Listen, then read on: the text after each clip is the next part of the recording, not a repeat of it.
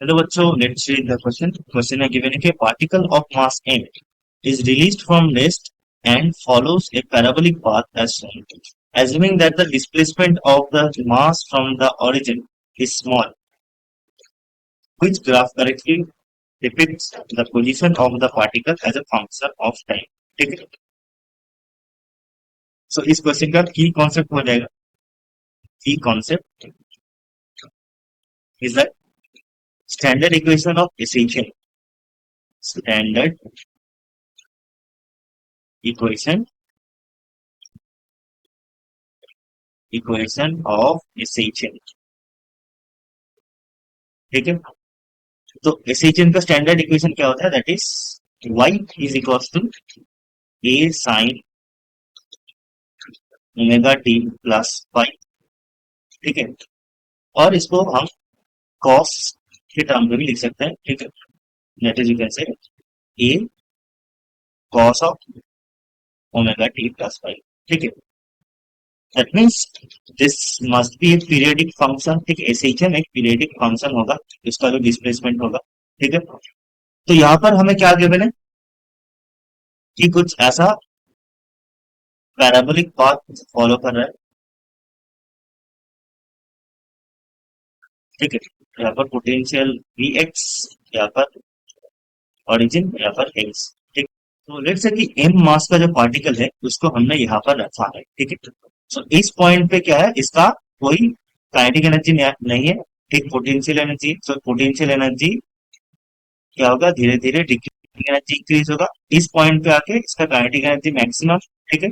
फिर क्या होगा, फिर ये ऊपर उठेगा, फिर काइनेटिक एनर्जी मिनिमम होकर जीरो हो जाएगा, फिर पोटेंशियल एनर्जी में कन्वर्ट हो जाएगा, फिर क्या होगा, ये बैक करेगा। ठीक है। फिर ये बैक करेगा। तो कुछ ऐसा ही एक इक्वेशन होगा। Okay, and this is a stable equilibrium. ठीक है। तो क्या होगा, एक इक्वेशन दिखाएगा। ठीक है। एंड इक्वेशन का जो पोजीशन होता है उसका फंक्शन कैसा होता है? फंक्शन होता है ए साइन ओमेगा टी। यहाँ पर मान लेते हैं कि फाइव जीरो है। ठीक है। आइदर ए साइन ओमेगा टी होता है और एक से ए कॉस ओमेगा टी है। ठीक है। ए कॉस ओमेगा टी हम कैसे कब लिखते हैं? जब at time equals to zero. ठीक है। जब पार्टिकल एक्सट्रीम पोजीशन में होता है। ठीक है। तो at time equals to zero, t equals to zero में पार्टिकल कहाँ पर था? पार्टिकल यहाँ पर था। ठीक है। जैसे दिस इज पॉजिटिव है, दिस इज नेगेटिव है। So at time equals to zero में पार्टिकल कहाँ पर था? यहाँ पर था, पॉजिटिव ए में था। ठीक है। तो इसका जो ग्राफ हो जाएगा y should be equals to a cos omega t. ठीक है।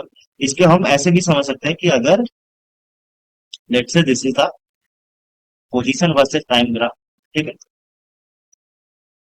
Position versus time graph. So जब time t equals to zero था, पार्टिकल ओरिजिन में तो नहीं था, कहां पर था? एक डिस्टेंस था। ठीक है। एक एक्स डिस्टेंस पे था, लेट्स से यहाँ पर।